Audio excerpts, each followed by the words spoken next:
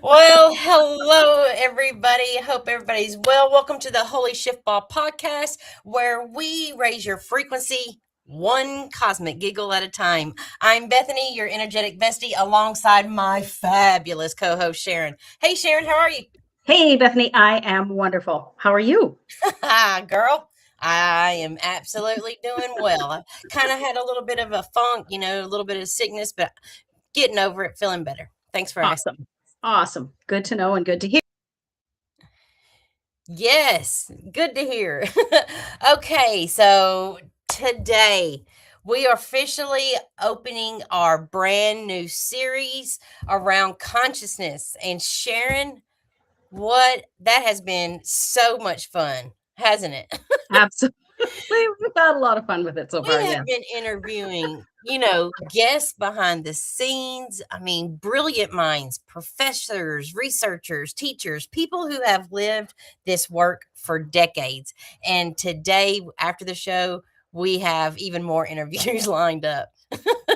Yeah, we do. Yes, yes. This series is not about making consciousness complicated. It's about, breaking it down and someone brand new can understand it and really get a sense of, what it is. So yeah. Oh, okay. Yes, Bethany. We're, oh my gosh, today is just one of those days. The energy is wonky, let me tell you. Mhm. But last week, so yeah, our Holy Shift Ball moment this week is that last week, Bethany and I had a dual Holy Shift Ball moment where we didn't realize the other one was having it, but our minds melded. Hard to believe, I know. That we actually have minds. But anyway, we are, as Bethany said, we're inviting experts, researchers, and frequency humans to explain how consciousness actually works. No jargon, no smoke clouds, just real talk in language that we can all understand. Yeah. So we'll explore how your thoughts shape reality, how awareness shapes your energy, and what's happening behind the scenes of this human experience. Does consciousness live within the body? Are thoughts something we create internally? Mm. Or are we extracting them from the quantum field? Like, how is this all working? So we are so excited to bring you this because, expanding your consciousness shouldn't require a PhD. It should, just curiosity and open mind and a great conversation. And and Bethany, best part. Today I'm just not on my game. I am not. It's terrible. What is the name of our Ready? consciousness exploration? You ready for Drum this? roll. It is called Consciousness for Dummies. Woo! Dummies like us. Yeah, exactly. Yes. Well, Sharon, enough about us. I'm Okay. excited to see and hear from our guest today. Who do we have on the show today? We have Kam Knight. He's a mentor, an international speaker, and a best-selling author of over a dozen books that are focused on mental, emotional, and physical performance. He's known for delivering fresh insights that challenge traditional thinking, which is so refreshing. Kam offers a practical, unconventional strategies that consistently produce real-world results. His books have become gold standards in their fields, which isn't surprising. And Kam specializes in training people to dramatically improve their memory. Like remembering why'd you walk into this room? Or what was that person's name we met 5 minutes ago? Oh, we need Kam. We need Kam in the No worst. shit. No shit. I need to know this. Exactly. Without So further ado, let's bring exactly. Kam Knight onto the show. Hi, Kam. Hey, everyone. Glad to be here. Welcome. Yes, we are so glad to have you here. Well, Kam, tell us, what is your holy shift ball Okay, moment? so first I'll just quickly introduce myself. My name is Kam Knight. I'm a coach, international speaker, and author of a dozen books in the area of mental, physical, and emotional performance, which include memory, that have sold over 500,000 copies and have over 10,000 ratings on Amazon.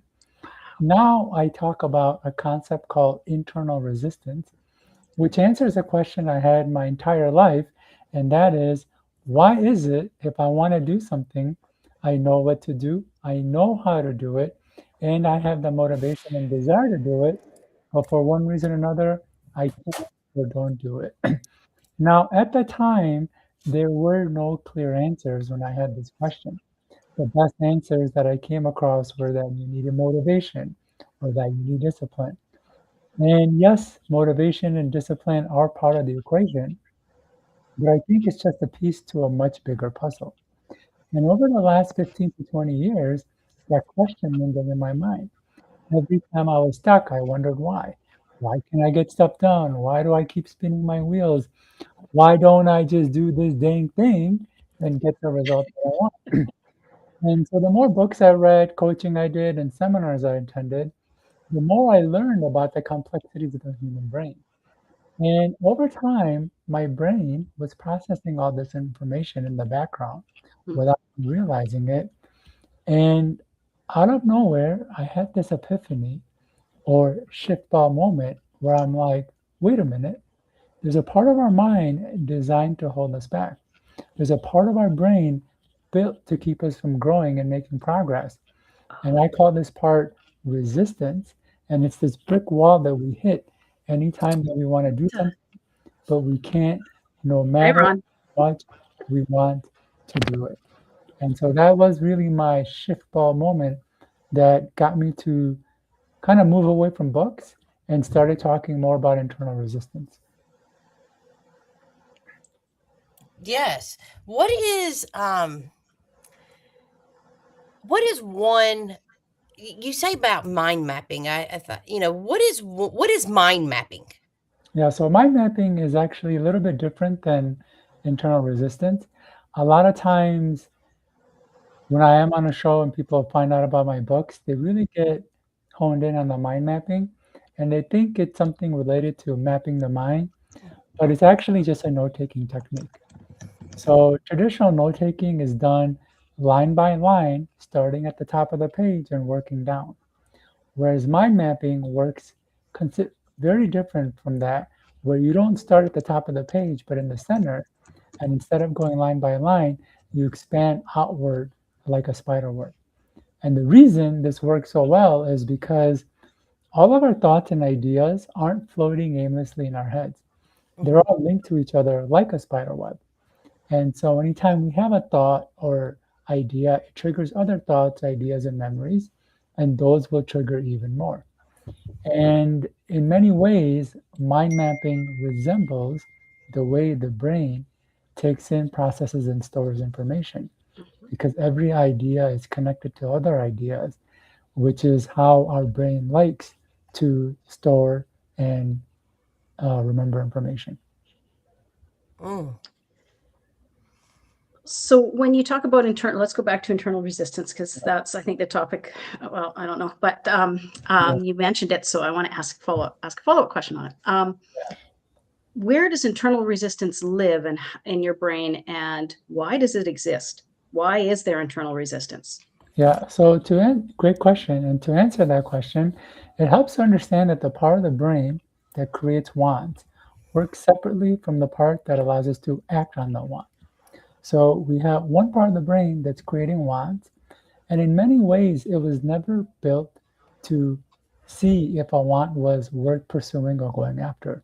Its only job is to create wants. And in many ways, it's cranking out wants one after another at a pace faster than anyone can achieve. What that means is that it doesn't check to see if a want is achievable, if it's going to be fulfilling, or if it's going to be even safe to do. It just creates wants. So it really helps to have another part of the brain that evaluates our wants to make sure that we are picking the right wants to pursue. And this is the part which I call resistance that does that.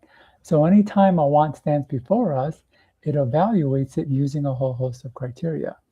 So what's really important to understand here is that it is possible for one person's brain inside their head to create both a desire for something and at the same time keep us from going after it. And I know everyone listening and watching right now has felt moments where they want to do this thing, but they feel this resistance or this inability to do it. And it's because of this dynamic that's playing out. Now, I used to think for a long time, whoever created humanity, whether it was God, aliens, or evolution, must have been really sick and twisted because how could they do this to us? Mhm. How could they create this desire in us Yeah. and at the same time keep us from going after it and have to sit in the pain of not having it? Right. But when you look at it from this perspective, it makes sense because the mechanisms are separate. And so this is why we have a part of the brain that holds us back. Now, the challenge is that this part can actually go a little too overboard, meaning it can hold us back from too many things, and even the things that could be very beneficial and truly fulfilling for us. Now, there's also the other side of this as well. Some people have a resistance piece that's not too overactive. And so it doesn't do a good job of restraining that person's wanting mechanism, which is why some people are kind of going all over the place. They go from one want to another, or they have these addictive behaviors or personalities where they can't stop them from doing something no matter how harmful it is.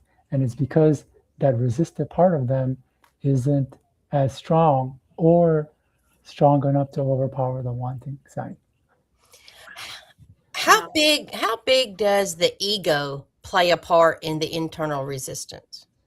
So it really helps to first define what we see as ego or what is ego in the first place.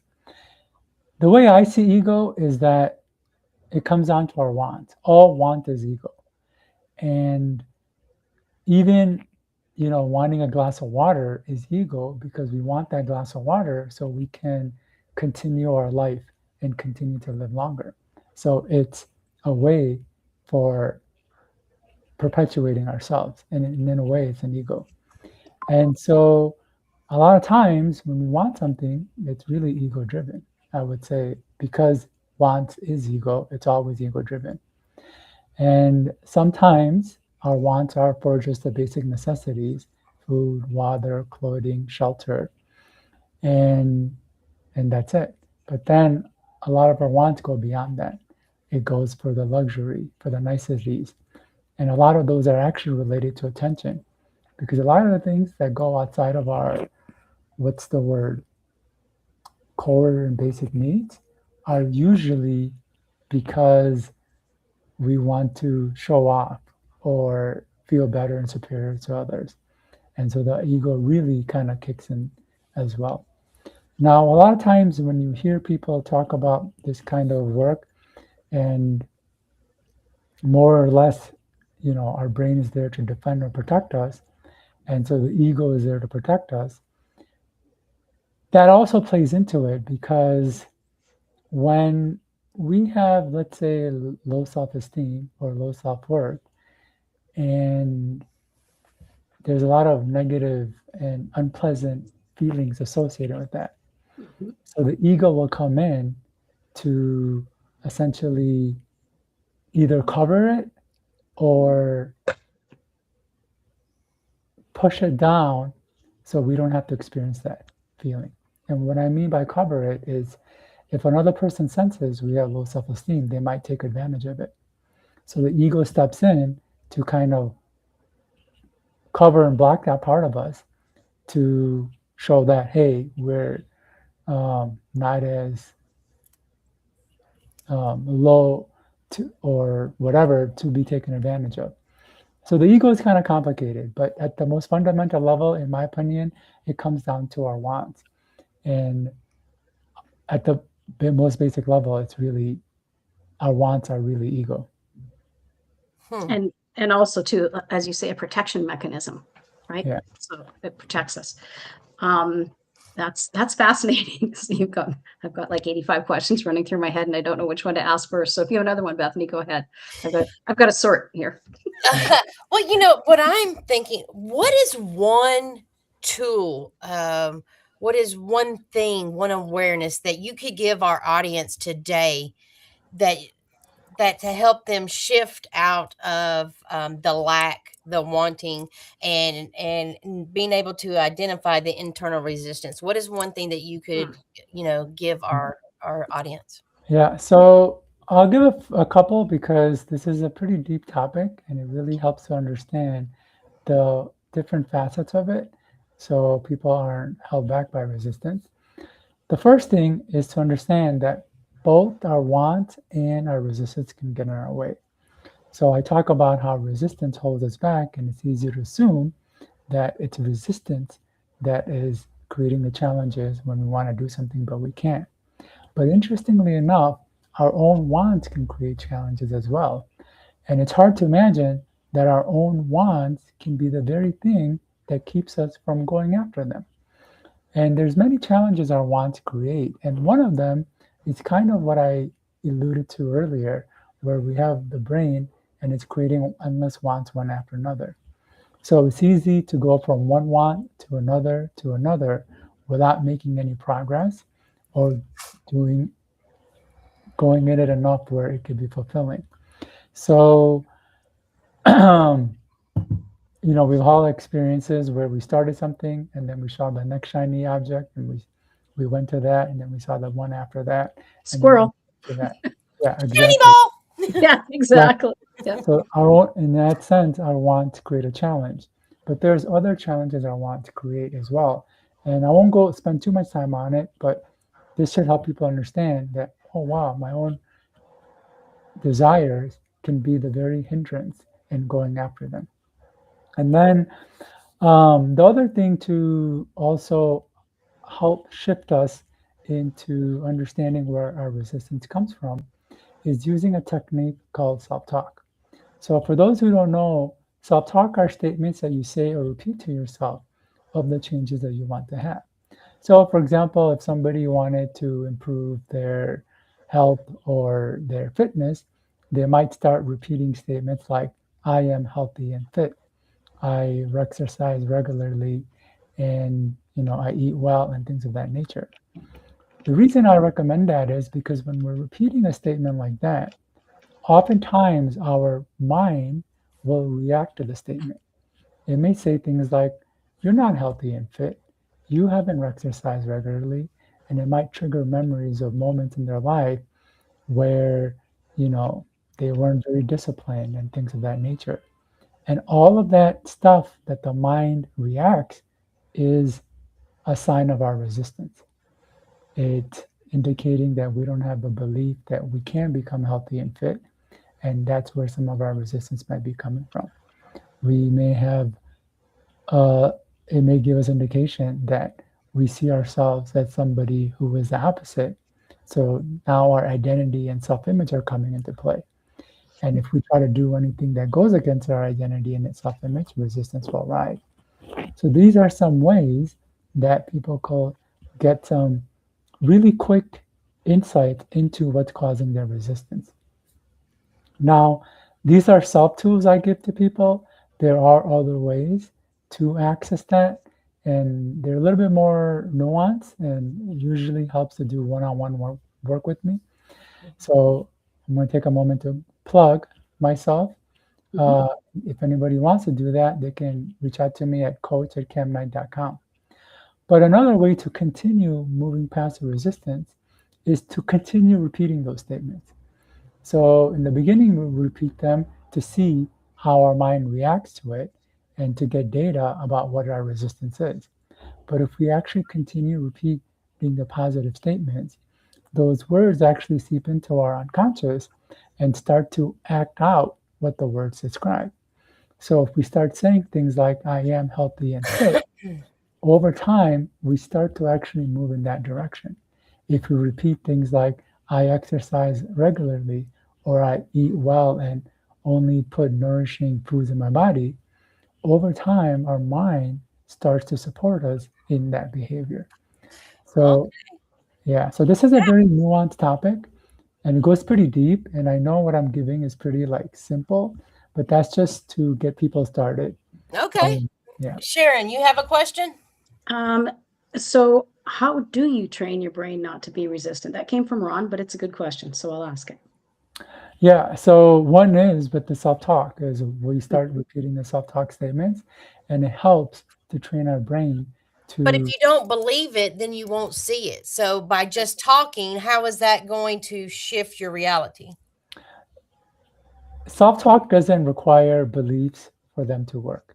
That's where a lot of people get it wrong. They think, well, I don't believe in that statement, or because it creates pain, repeating those statements, that it's not going to work.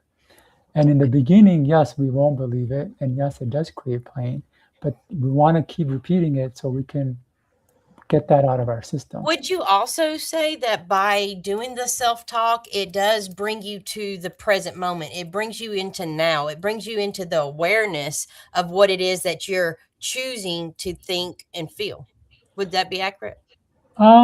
That's part of it, but that's not really why I recommend it, because Okay. what we want to do is we want to start shifting the programming in our mind. We want to start to reprogram and rewire our mind. And there are many ways to do that. There are things like hypnosis, NLP, mental practice, visualization, and then self talk as well. And why do I start with self talk? Because it's the easiest. Because Okay. when we're dealing with resistance, we want to take simple actions that lead to big outcomes, little things Nice. that we can do that can have a big impact. That's because we have resistance. So it's hard to do things, first of all, Okay. and it's hard to do things consistently. But Okay. if we can find something that's simple that we can start and stay consistent with, that can have big impact, then it'll be helpful.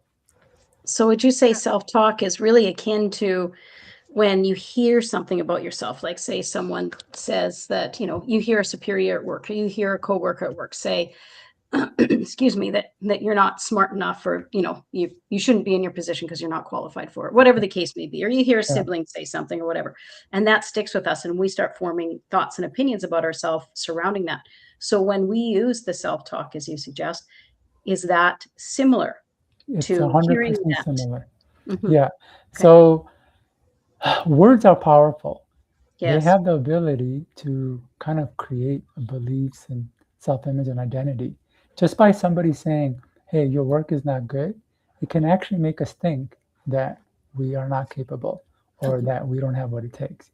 Even though we didn't actually try, or even though we do have what it takes, just someone's opinions, words can create that. And if we think back to all our experiences growing up, all the bullies that have said, made fun of us, the teachers that said we couldn't sit still, the parents, commenting, all of that seeps into us and creates our how we show up as well as the thoughts we think and the decisions we make. So it Great. wasn't dependent on if we truly were capable. It was just that the words the brain was receiving. Okay. Not now, if the words have the power to bring us down, they naturally have the power to bring us up. But Nice. there is a challenge to that. The way the brain works is that it puts more weight on the negative than the positive. And so it takes much more positive to counteract the negative. Some would say you need five positive statements to counteract the negative. I've Okay. heard some say Okay. 10 to counteract the negative. And I would say for some people, it could take much more. Okay. And this is Well, where self-talk comes in, is because you take those positive statements and you keep repeating them to help counteract the negative. And I know, Bethany, you had mentioned, what if somebody doesn't feel good when they're saying that statement?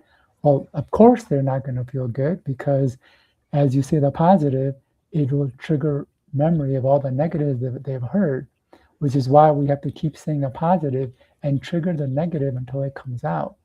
And so we get to a point where it's neutral.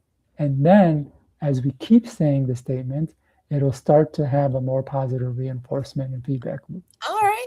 Well, Cam, thank you so much Wow. for Yeah. sharing that with us. All right, we are going to shift now Yeah.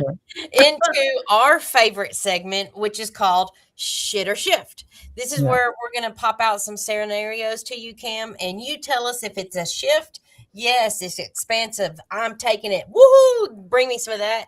Or if Yeah. it's total shit, it's a program. Nope, cut it out. We're running on autopilot, unconsciousness. All Yeah. right, are you ready?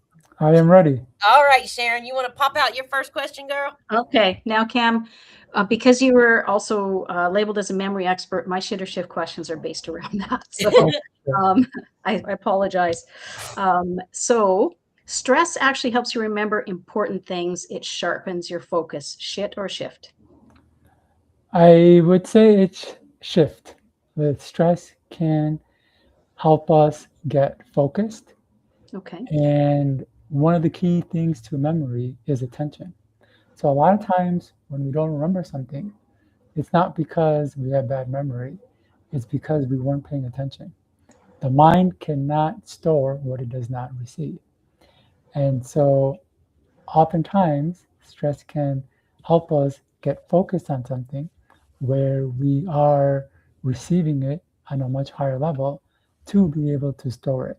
Okay. Now, that's not always the case because stress has its own challenges because it could keep a person from being able to focus, one, or there are, more physiological and chemical reactive All right. things that can hinder that where it can hinder the ability to remember. All right. All right. All right. All right, Cam. Someone takes pride in being exhausted as proof they're high performing. Shit or shift? I would say shit because so let's go back to the concept of internal resistance. We have a part of the brain that creates wants, and then we have another part that evaluates to see if we should do that want. Now, if this part of the brain doesn't give us a green light to act, it it the problem is with this part, when this part doesn't allow us to act, it doesn't tell us that it's holding us back or give us a reason. It actually shows up in a lot of manipulative ways. Some of them include avoidance behavior like television, social media, and video games. And they're obvious avoidance behaviors because when we're doing them, we know we should be doing something else. But then there's not so obvious avoidance behaviors, which I call tricks of resistance. And a lot of those show up where it makes us think we're doing something that's productive when we're actually avoiding what we should be doing. And so exhaustion can give us a feeling that we're being productive or we've done enough things and that's why we're feeling exhausted. But really, if we're not doing the things that are moving the needle forward, it can give the illusion of progress when not. So yeah, I would Okay. say shit. Awesome. Thank you. Okay, Cam. An underutilized mind leads to dementia and other cognitive decline diseases. Shit or shift? I would say shift because everything about us humans revolves around repetition. In order to get good something requires practice. Practice is a form of repetition. For something to become comfortable and easy needs habit. Habit is formed through repetition. It is said success is habit.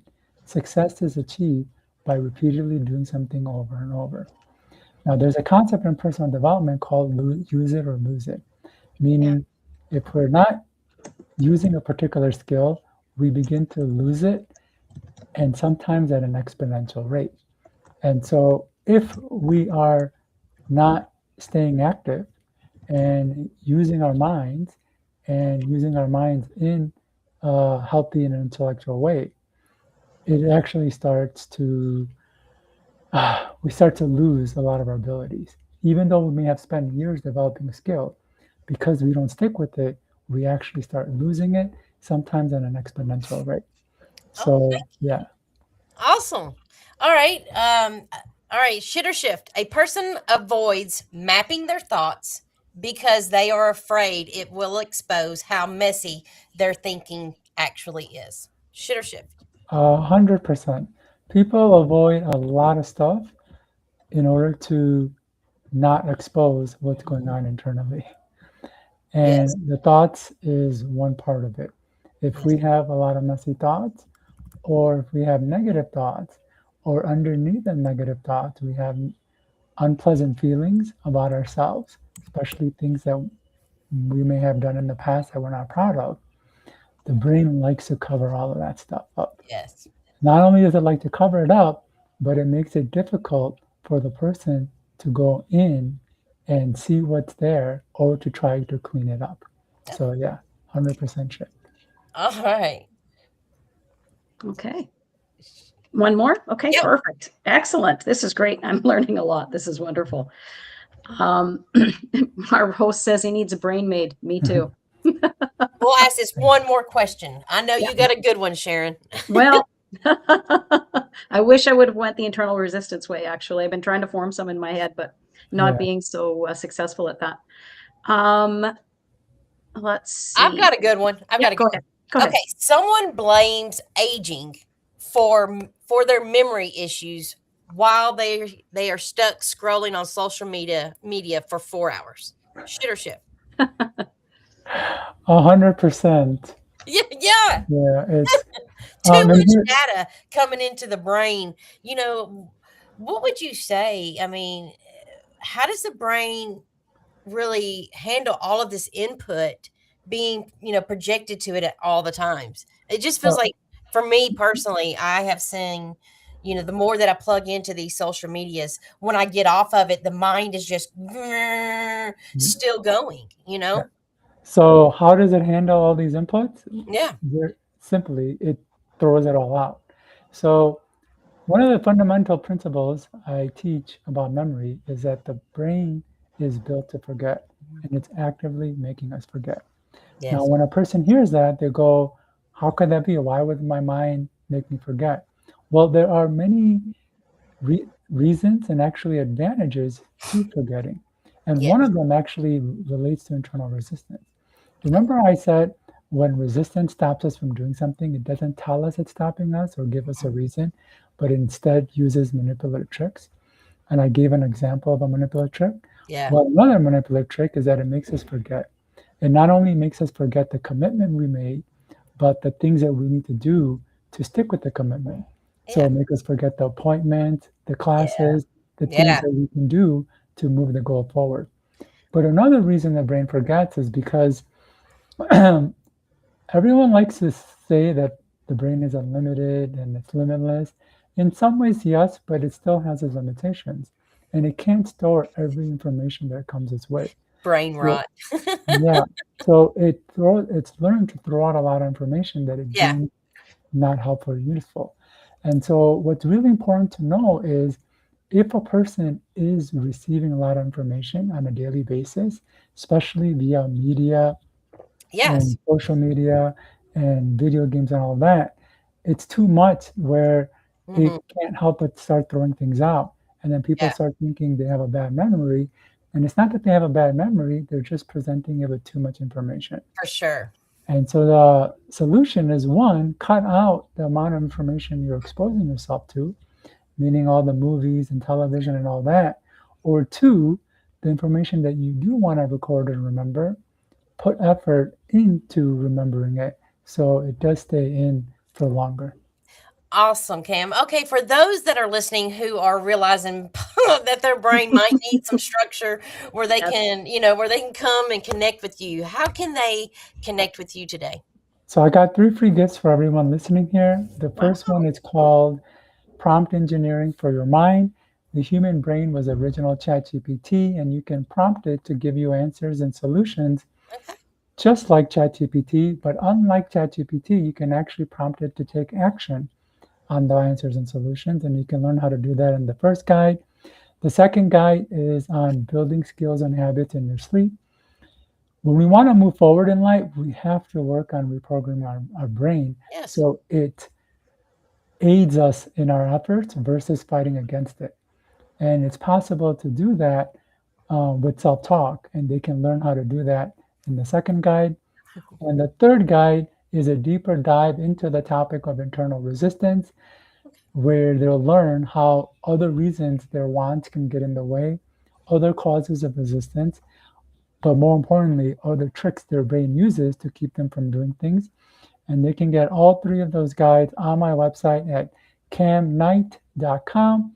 And if they want to do one-on-one work with me, I Okay. found a way to bypass the barrier between our conscious and unconscious mind, where I could take Wow. people into their unconscious and work on their resistance. It's a much more direct and quick Wow. way to do it.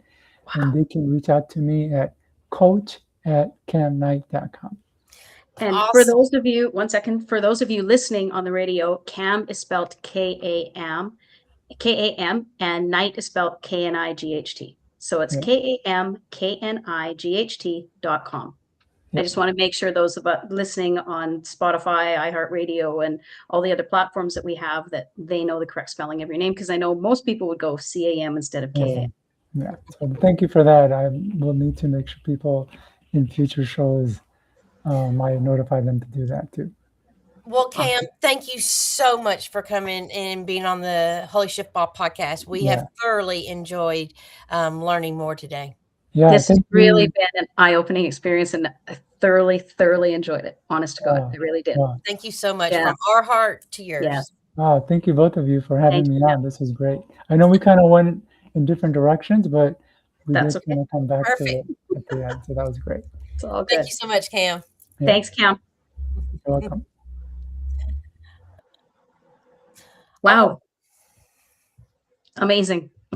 Like I'm so blown away. I couldn't even think of a question because I was just so involved in what he was saying. I'm like, what? Where the Were heck? you having some internal resistance there? I really was. My brain just shut down. It completely shut down. Kam was an amazing guest, and we were very fortunate to have him. Yes. And I want to thank everybody for joining us today. We had Yes. Chris Pomay pop in for a while, and until he had to, so that was really nice. And thanks, Chris. Thanks for coming. And we have Woohoo Go stopping in, and Chakra Lady stopping All in. So right. thank you, everybody. Well, Sharon, Yes.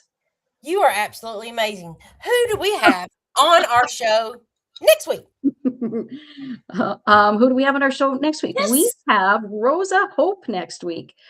Rosa is a PhD'd astrophysicist. Whoa. Okay. I'm amazed after today and me being so stunned. I'm amazed I can say the word. I better kick it up a notch for next week. She's also a certified transpersonal hypnotist, former performing artist, and global nomad. It would be artist that I would screw up, not astrophysicist, of course. Okay, let's start again. Rosa Hope is a PhD astrophysicist, a certified transpersonal hypnotist, former performing artist, and global nomad. She's an award-winning researcher, lecturer who has been invited to share her insights on stages across the U.S. by leading scientific conferences and spiritual communities alike. The pursuit of knowledge, understanding, and lived experience have been the guiding principle of her life. So her work focuses on one simple question: how do we human better?